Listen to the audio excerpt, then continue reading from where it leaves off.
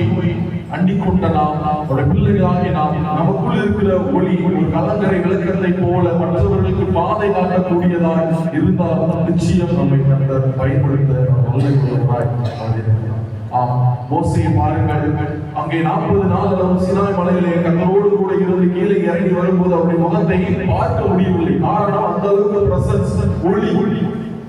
அந்த ஒளியை பார்க்க முடியாமல் ஜனங்கள் என்ன செய்கிறார்கள்?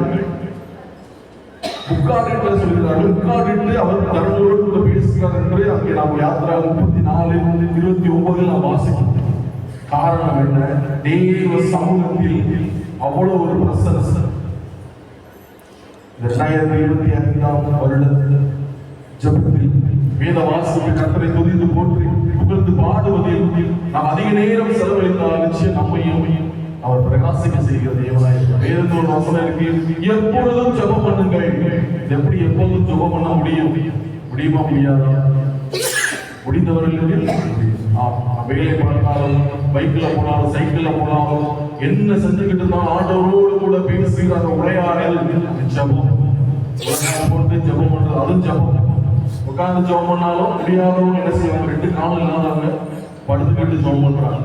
ஆண்டவரோடு கூட பேசுகிற அந்த உரையாடல், நான் பேசினால் அவர் கேட்பார், அவர் பேசினால் வேதத்தில் நாம் கேட்க நாம் ஆயத்தமாக இருக்க வேண்டும்.